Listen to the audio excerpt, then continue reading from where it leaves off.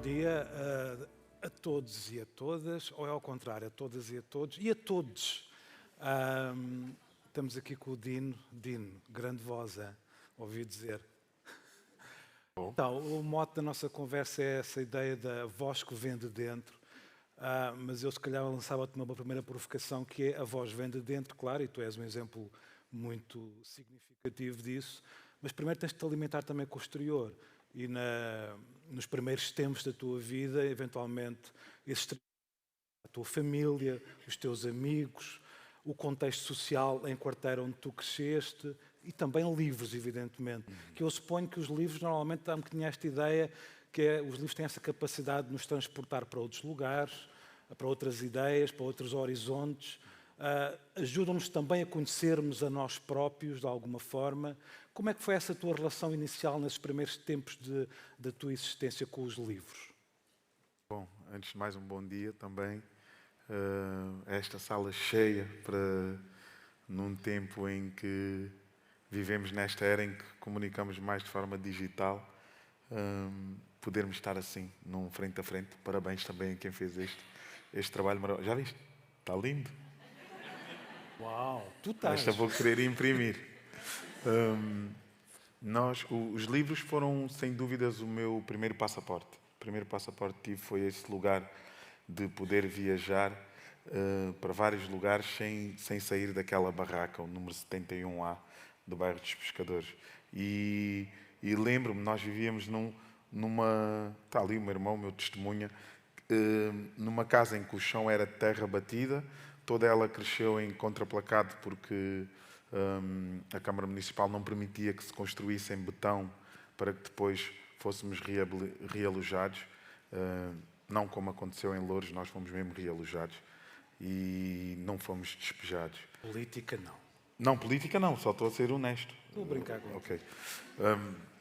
Mas o contexto era o mesmo, é só para as pessoas entenderem o contexto. Mas mesmo naquela casa, o meu pai fez questão de nos construir aquela biblioteca, não é, Elisa? Com o Atlas, com vários livros de ciência, de artes, e foi por ali que nós fomos conhecendo Itália, França, foi onde nasceu a minha paixão por Salvador Dalí, e o surrealismo foi-me acompanhando assim a vida toda, mas tive esse pai que se preocupa, nunca lhe perguntei o porquê, mas agora que me fazes essa pergunta, os livros ainda lá estão, na casa dos meus pais. Confesso que não tivemos muito tempo para os folhear, porque o meu pai lia todos os dias a Bíblia e ficávamos ali naquele lugar de eternos frutos do pecado. Então, a minha vida toda foi, durante essa infância, foi o meu pai a trazer-nos a aprovação de Jó e eu à procura dos heróis da Marvel e da anime para me livrar daquele karma. Olha, acerca de ti, normalmente diz esta coisa de que o Dino é genial, que é uma palavra, que é uma ideia que a mim me cria muitos anticorpos, porque essa ideia do gênio é assim uma espécie de figura inatingível, muito distante de nós. Ora, eu conhecendo-te há muitos anos, como pessoa e como artista, se há coisa que eu vislumbro em ti e uma das tuas maiores qualidades é precisamente essa capacidade que tu tens de aproximar-te com o outro. Há um lado em ti de generosidade e de tentativa de empatizar com o outro, não o ostracizar logo ao primeiro encontro, digamos assim. Ora, hoje em dia vivemos, como tu sabes, numa era digital, da encenação, enfim, das fake news. Tu achas de alguma forma uma personagem como tu, uma personagem que, quando eu digo personagem, uma personagem que na verdade implica imenso trabalho, implica confiança em ti, portanto, implica uma série de ideias que não têm nada a ver com essa ideia mítica do gênio. Pelo contrário, tem a ver com o cotidiano, o dia-a-dia. Tu achas que uma figura como tu é quase uma espécie de oposto e por isso também, de alguma forma, cria tanta empatia com as pessoas, nesse sentido do toque, da proximidade? Pensa bem.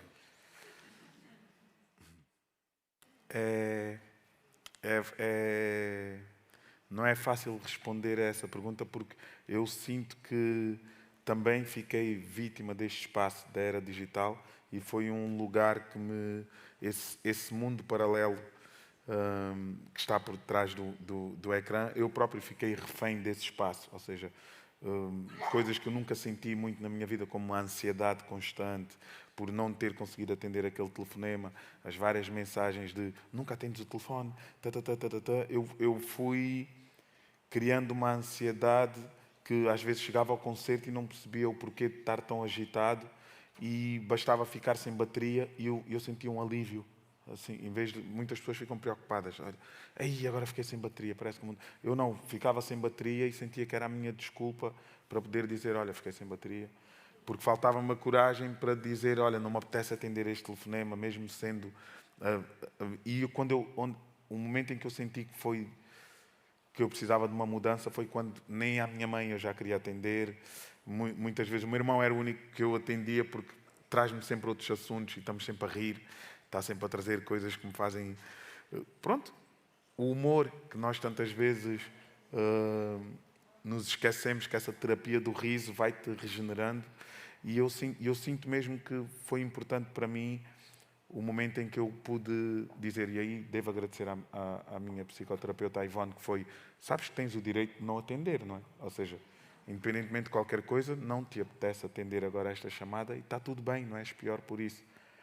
E eu reconstruir-me nesse espaço, então eu sinto que fiquei muito mais acessível outra vez, porque senti necessidade disso, dos nossos encontros, estarmos, ou seja, falar longas horas, mas poder apertar a mão, poder abraçar, poder rir e ver a expressão da pessoa, poder entender as lágrimas que estão prestes a cair, mas às vezes secam com o ecrã. Tu és um poeta, pá. Não sou nada poeta, não sou não. É só a realidade, estás a ver? E isso mexeu muito comigo. Mexeu muito comigo e depois és pai e começas a ver, não é? Estas crianças já nascem com um chip completamente diferente e tu tens que deseducá-los e deseducar-te primeiro para conseguir... Mas tem piada falaste de uma série de ferramentas, inclusive da psicoterapia, que na verdade são ferramentas, ou seja, são formas de tu te conheceres melhor. E dava a pensar que falaste na palavra realidade. E para mim tu és isso, és uma pessoa muito real. Mas ser real é uma coisa que se trabalha também, que se aprende, no fundo. Eu estava a pensar, por exemplo, na tua relação com as redes sociais, que para mim é um exemplo concreto de alguém que manobra muito bem as redes sociais. E quando digo manobra, não é neste lado artificioso, quase marketizado, uma espécie de automarketing. Não. Eu acho que tu realmente és real nas redes sociais. Portanto, isso também é possível. É possível estarmos num espaço tecnológico, mas sermos reais. Sabes que o meu primeiro exercício foi, se eu morresse amanhã, esta página, ou esta moldura, ou este porta-retratos iria representar aquilo que eu acredito na vida, ou seja, os valores, ou o crescimento pessoal, espiritual que eu fui tendo. E tive que lutar, esta questão de dizeres de ser real, tu estás constantemente numa luta diária, porque existe a realidade que tu achas que é a tua realidade, existe o real, que é a expectativa que as pessoas têm e depositam em ti, e ainda existe o real utópico, não é? De coisas que tu ainda desenhas na tua mente e até processares para que aquilo depois se materialize, há um grande caminho. E eu estive nessa luta, ou seja, é a tua equipa a dizer assim, pô, não, mas tu és músico, para que estás a falar de coisas de política? Mas tu vives em Portugal, para que falas de Gaza? Olha, vais deixar de ter concertos. Ou vais tocar ao Avante? Então tens o sangue dos ucranianos na tua mão. E eu começo assim, porra, tipo, eu só sou uma pessoa que acredita que vai tocar ao Avante porque estas pessoas lutaram pela liberdade do meu país. Eu conheço a festa, eu conheço a intenção que está por trás destes lugares. E sim, eu sou mais um criminoso do século que mais matou pessoas simplesmente por poder. E todos nós carregamos esse sangue na mão, não o assumo sozinho. Mas, ao mesmo tempo, não existe só a Ucrânia, existe o Sudão, existem outros lugares onde morre muito mais gente, mas são pessoas que são consideradas pessoas de segunda categoria ou até sub-humanos. E isso mexe comigo. Então, todos os dias eu trabalho para o que é isto de me manter real. E, às vezes, o manter-me real é só ficar em silêncio, porque tenho que admitir para mim mesmo que muitas vezes a violência que vem daquele lugar, não é? Ou seja, o Tribunal dos Cobardes, não é? Em que ficam-te ali a enviar mensagens. Eu desisti de ler mensagens, então não leio nem as boas nem as menos boas, não é? Por Mas isso por não isso lês as mesmo. minhas, está bem. Então o que eu faço é, eu deposito ali e partilho no grupo da família uma foto que eu sinta que é nossa. Mas eu deixo sempre um manifesto do que senti. Então estou sempre fora do algoritmo. Mas há uma coisa que possivelmente muitas pessoas não têm noção, quer dizer, que te acompanha, por exemplo, nas redes sociais, tem essa noção, que é, tu escreves extremamente bem. Ou seja, e até mais, eu que te acompanho há muitos anos, até diria que foste refinando um bocadinho a tua escrita, a capacidade do teu pensamento ser imediatamente transcrito de alguma forma, de uma forma simples e ao mesmo tempo complexa, que é uma coisa extremamente difícil. E tens uma outra qualidade que é, partes sempre de experiências tuas, portanto, partes de ti, mas há sempre uma ressonância universal naquilo que escreves. Isso é qualquer coisa que tu procuras ou é uma coisa que te surge de uma forma intuitiva, digamos assim? Desculpa, não te queria pôr a pensar. Não, imaginem, eu sempre tive muita vergonha e muita timidez em partilhar aquilo que sinto. Tanto que eu, em puto, a primeira rapariga que soube que eu gostava dela, eu já tinha para aí 16 anos. De verdade. De resto, eu sempre vivi as minhas paixões de forma muito platónica. Então escrevia muito. Eu escrevia canções, escrevia muitas cartas que eram para elas, mas de repente eu escrevia, ou seja, guardava eu, nunca tive a coragem de entregar, até chegar aquele período em que escrevias uma carta anónima e metias sim, não ou talvez. E eu sonhava com aquele talvez. Estás a ver? Eu tipo, Deus queira que venha pelo menos um talvez. Então eu fui sendo muito criativo, eu sempre desenhei muito a minha vida lá está, neste pedaço que é a mente. Mas era-me difícil expor. Ou seja, ao ser vulnerável ao ponto de dizer que sentia ciúmes. Foi há muito pouco tempo que eu disse à mãe da minha filha que eu também sinto ciúmes. Disto, daquilo, e eu era assim, só mesmo tenho que estar em ácidos para eu dizer as coisas todas que eu vou sentindo.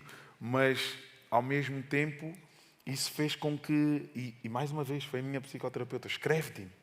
Porquê? Porque uma vez, ou seja, mesmo na minha sessão de psicoterapia, eu não queria que ela deixasse de gostar de mim. Então, eu disse assim, agora, como é que eu vou lhe dizer isto, só apetece-me mandar toda a gente para a merda? E o que é que ela vai achar? E eu começava a guardar, e houve uma vez que eu queria dizer algo à mãe da minha filha e passei-me e escrevi tudo, e ela, pronto, é esta pessoa que tem que começar a vir às sessões. Você pode disparar, você está-me a pagar para eu o ouvir, eu não me vou apegar à sua dor, não vou, mas deste lugar de desconstrução, e eu, não, mas eu, mesmo dos meus pais, eu já senti raiva, eu queria que o meu pai morresse, caísse, tipo, e ela, pronto, eu não preciso trabalhar o amor que você sente pelos seus pais, eu quero é trabalhar esta raiva, e nós podermos validar todas as emoções que temos dentro, e sentir que todas elas são válidas e poder canalizá-las para outros lugares, escrever ajudou-me a canalizar para o lugar certo. Eu sinto. No final deixas o contacto da tua psicoterapeuta. É, Ivone Borges. Vou vender lá toda a gente. Olha, mudando agora de assunto, até porque o tempo está a correr, que se farta. Uau. Tu és embaixador da Unicef através do projeto Voar, é correto? É isso, é correto. Tens, enfim, um outro projeto também que remete para a educação, que é o Mundo Novo. Como é que tu te envolveste nesses projetos? Quer dizer, não queremos saber a história. No fundo, que relevância é que esses projetos têm na tua vida, ou mais concretamente, que papel é que para ti tem a educação na vida da generalidade das pessoas, sabendo que tu trabalhas muito com comunidades carenciadas, digamos assim. Fala-me um bocadinho sobre isso. Como é que tu olhas para a educação e, neste caso, também para os livros? Que papel é que eles têm na possibilidade do empoderamento dessas pessoas com quem tu trabalhas? Imagina, antes do Lucas nascer, o Lucas tem 4 anos, não é? O meu maior foco era eu tenho que conseguir dinheiro suficiente para que o meu filho possa estudar, possa ter uma boa formação, possa estar num lugar onde realmente ele consegue privilegiar da sua rede, ou seja, tem que metê-lo num colégio, tem que não sei o quê. Foi foco máximo, Lucas, Lucas, Lucas, Lucas. Depois veio a Cleo, tem 2 aninhos, e eu era assim, espera aí, mano, mas assim, se eu começar a trabalhar para estes gajos... Agora, e quando dei por mim, o Lucas tinha mais dinheiro na conta do que eu, na minha conta pessoal, e eu disse assim, não. Então eu comecei, começava como herança a ter muitos livros e o Lucas a ter dinheiro na conta. E agora também tem que ser fixe com a Cleo e ela tem que ter pelo menos metade do que ele tem, porque ela tem metade da idade dele. E comecei a coisa e lá está, fiz um bom retiro. Fiz um bom retiro e inspirou-me a olhar mais para o meu interior. E nesse lugar eu vi, se quisesse deixar uma herança real aos teus filhos, mas que fizesse a diferença, porque tu já viste muita gente, famílias que supostamente davam-se bem e por causa das heranças, de repente, transformam-se noutras coisas ou revelam aquilo que são. Então eu pensei, são os meus livros. Se eles me quiserem conhecer, é através dos meus livros, onde eu realmente passei a conhecer-me melhor. Se foi no contacto com as minhas professoras e professores que conseguiram ser muito mais do que os meus pais conseguiram porque não paravam de trabalhar, e a importância que ele tem que dar a quem o educa e a quem o deseduca, porque eu fiz um contrato comigo mesmo, eu decidi que eu vou deseducar os meus filhos porque fui educado de uma forma muito religiosa que me condicionou durante muito tempo e agora pago muito para sair desse lugar, desse purgatório. Então, os meus livros, eu disse, é isso. Não lhe vou dar mais dinheiro, é livros. Livros, livros, livros, livros, livros. Então vou ao Brasil e felizmente o Brasil tem feito um trabalho inacreditável de traduzir muitos livros sobre a história afrodiaspórica, que eu infelizmente nasci num país que não só agora começa a trazer outros lugares de fala. Eu nunca tive representatividade nos livros que lia, não é? Todos os artistas que eu lia, os vários movimentos, nunca havia pessoas negras. Então, até eu encontrar o meu espaço de olhar para mim e olhar para mim com orgulho e não me sentir descendente de uma pessoa escravizada e sim não, tiveste imperadores, reis, rainhas também naquele território, e começar a olhar para mim de outra forma se não fossem os livros eu não tinha esse acesso. Então, olho para a minha vida hoje de outra forma e sinto que fugi à tua pergunta, mas eu estou contigo. De maneira. Mas eu estou contigo. Mas foste poeta, és um Fui? poeta. Olha, mas pronto. Agora, Bandal Sábado, uma provocação, e eu também para as pessoas aqui, na verdade, Okay. que é, evidentemente, estamos aqui a celebrar a importância dos livros, claro, mas talvez seja uma pergunta singular, no sentido em que, por exemplo, estou-me a lembrar de uma figura que foi muito importante na minha vida, que foi o meu tio Custódio, que era pastor, portanto, analfabeto, e com ele eu aprendi, se calhar, vou ser poeta também, a olhar o horizonte, a estar, a não ter a urgência de fazer. Foram coisas muito importantes na minha vida que eu hoje em dia, passado muitos anos, tenho essa consciência. Na altura não a tinha. Mas eu sei que também houve figuras para ti na tua vida assim. Ou seja, e mais do que isso, para ti também é muito importante a tradição oral, que vai além dos livros. E eu sei que, inclusive, que estás a trabalhar numa ópera que vai estrear na próxima semana no CCB e que trabalha muito essas noções. Não só a tradição oral enquanto ferramenta para pensarmos a memória e os nossos ancestrais, mas também enquanto ferramenta contemporânea, nesse sentido. Fala-me um bocado sobre isso tudo.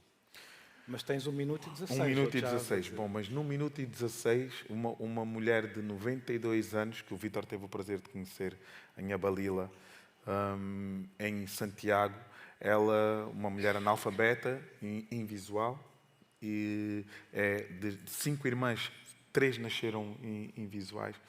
E ela deixou-me a maior máxima e o maior ensinamento que nos nossos tempos são mais urgentes do que nunca. E lá está, e essa mulher disse-me, Dino, bem de medo para compra coragem. Ou seja, vende o medo que tens dentro e compra coragem. É o melhor negócio que tu podes ter na tua vida. E num mundo cada vez mais difícil em que nos falta tanta coragem para assumirmos que fazemos parte deste coletivo, não é? Que se vai autodestruindo com alguns pontos de esperança de pessoas que querem vencer esse extermínio voluntário, não é? E desnecessário. Eu acho que vender o medo para comprar a coragem, daria um livro. Por falar um livro, o meu já está quase aí, dia 6 de outubro, o meu primeiro livro. Vocês vão poder conhecer-me.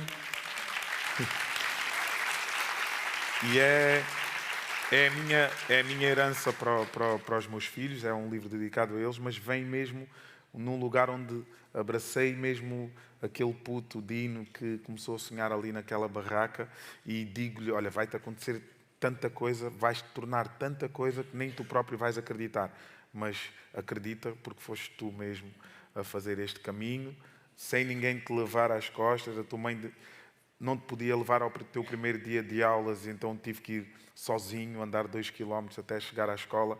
Felizmente, pergunta quando chegares à igreja, porque aí tu sabes onde é que vão-te dizer onde é que é a escola. Mas depois chegar e ver este espaço de pais a chegarem com os seus filhos de carro, a entrarem, e eu tipo com vergonha por estar aí sozinho e ficar ali à espera, mas fiquei agarrado a um livro na minha mochila amarela, então os livros têm sido a minha salvação até aos dias de hoje. Então não trocaria nunca. Não consigo ler um livro de forma digital, não estou a desaconselhar a quem o faz, mas eu preciso de sentir o papel, o cheiro dele e saber que vou finalmente ter o prazer de... Já escreveram sobre mim, fizeste isso num livro incrível, mas deixar ali as minhas madrugadas deram-me um prazer enorme. Dino, muito obrigado. Obrigado.